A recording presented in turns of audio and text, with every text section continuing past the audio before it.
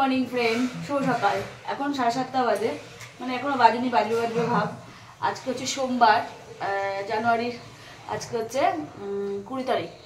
তো আজকে থেকে কুট্টুসের ফার্স্ট টাইম স্কুল চালু হলো। KG1 স্কুল, ও KG1 হয়ে গেছে। আজকে নতুন ড্রেস সব কিনে নিয়ে এসেছি। আগের বারে পুরো ড্রেসগুলো ছোট ছোট হয়ে গেছে বলে এবারে একদম সব নতুন। তো আজকে সব নতুন জামা কাপড় পরবেই। দেখো কুট্টু যখন রেডি হবে স্কুলের জন্য, এখন সকালবেলায় মর্নিংয়ে ভর্তি করে দিয়েছে। এতদিন তো ডেতে ছিল ও, এবার থেকে মর্নিংয়ে যাবে। খুব তাড়াতাড়ি করছি। তো আজকের ভিডিওটা কতটা ফাটাফাটি হতে চলেছে, সারাদিনের ব্লগটা অবশ্যই তোমাদের সাথে শেয়ার করবো। সঙ্গে থাকো। আর আই হোপ আজকের ভিডিও তোমাদের সবার অনেক ভালো লাগবে। তো সবাইকে ওয়েলকাম করেছি মাই চ্যানেল ইচ্ছে পুরো আমি কল্পনা। তো কুটুসকে রেডি করাই, চলো সঙ্গে থাকো, ভিডিওটা কন্টিনিউ করো। সকাল সকাল চা করে দিয়েছি তো দাদাভাইয়ের জন্য, আমার জন্য। তো এরকম 2 কাপ চা আছে, দেখো। সঙ্গে 4টে বিস্কুট আছে, আর বিস্কুট আছে। তো বিস্কুটগুলো খেয়ে নিচ্ছে, ওর মুখ ধোয়া হয়ে গেছে, রেডি করাই। খাওয়া হয়ে গেছে, খেয়ে নিয়েছে। একটু গরম জল খাবা নাকি ঠান্ডা জল খাবা? গরম জল, ওয়াটার বোতলে গরম জল আছে, একটু গরম জল খাও।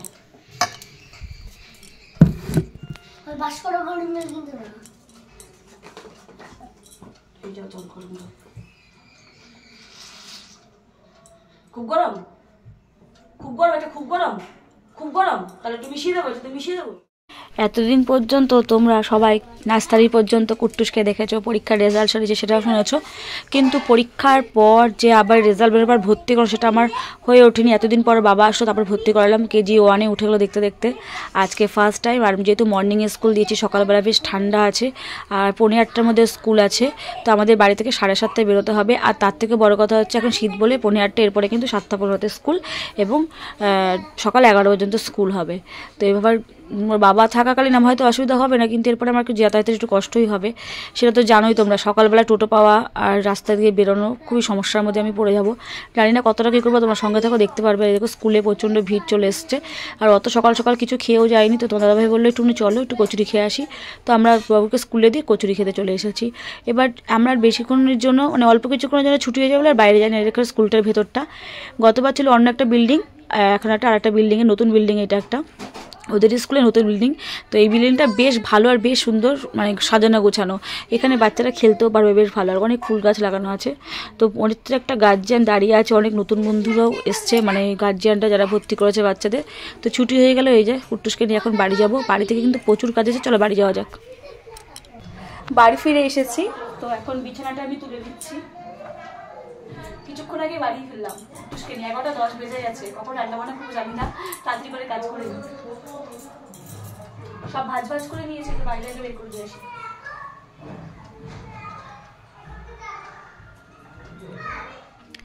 সংসারের কাজে শেষ নেই। বাড়িতে এসে যে আমি এই জামাটা ছেড়ে নাইটি পরে যে কাজ শুরু করবো, দেরি হয়ে যাবে।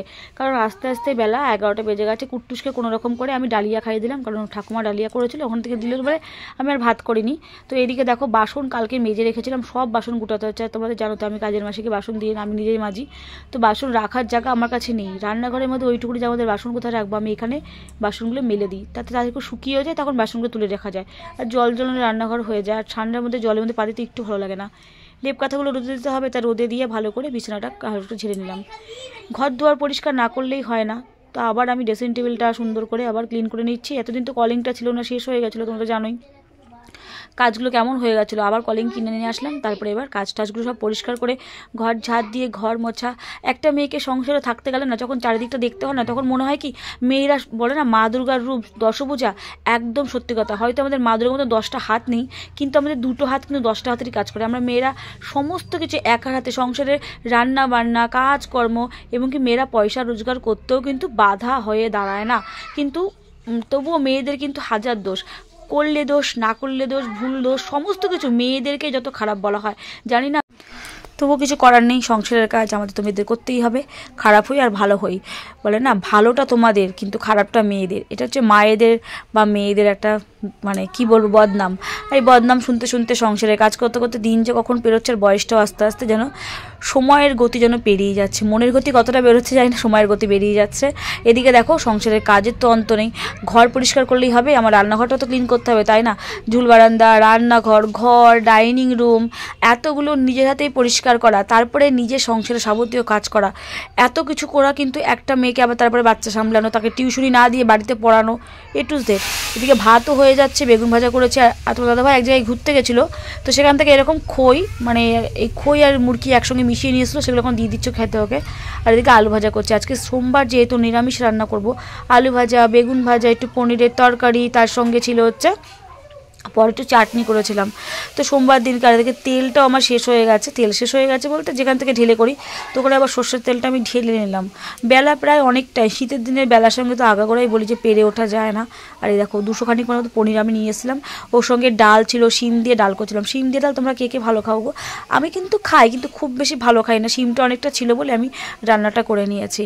এখন পনিরটাকে পিস পিস করে নেবো। আর কুট্টুস তোমাদের পনির খেতে খুব ভালোবাসে, আমার তো ফেভারিট না পনির, হলেই হলো আর কি।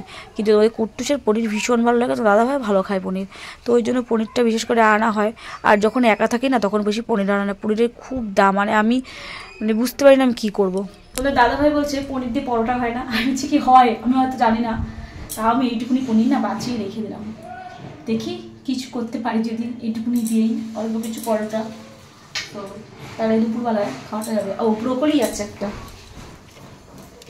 এই দেখো ব্রোকলিটা মোটামুটি কেমন হয়েও গেছে, অনেকদিন ধরে রয়েছে, তো ভাবছি আজকে পুরোপুরি একটু ভেজে নিয়ে পনিরের মধ্যে দিয়ে দেবো। সো লেটস ট্রাই তাড়াতাড়ি করে রান্নাটা, এটা হলে মোটামুটি রান্না আমার শেষ হয়ে যায়। তোমরা কে কী রান্না করছো আজকে সোমবারের দিন? যদি আমাদের বাড়িতে নিরামিষ হয়, কালকার বাড়িতে নিরামিষ হয়, কে কী রান্না করছো কমেন্ট করে বলবো। আর আমার ভিডিও তোমাদের কেমন লাগে সেটাও কমেন্ট করে বলো। আর আমার ভিডিও যেসব বন্ধুরা তোমরা প্রত্যেক দিন দেখো, তার মধ্যে প্রথম তালিকায় নাম লেগেছে আমার প্রিয় ক্ষুদিরাম দা, মানে প্রিয় দা, তার সঙ্গে আছে কৌশিক নামে একজন ফ্রেন্ড আছে, সে আছে, হীরক আছে, এবং রুম্পা আছে, প্রিয়াঙ্কা টাইমসের প্রিয়াঙ্কা আছে, সো যাবি তাই করে রুম্পা দিয়ে আছে।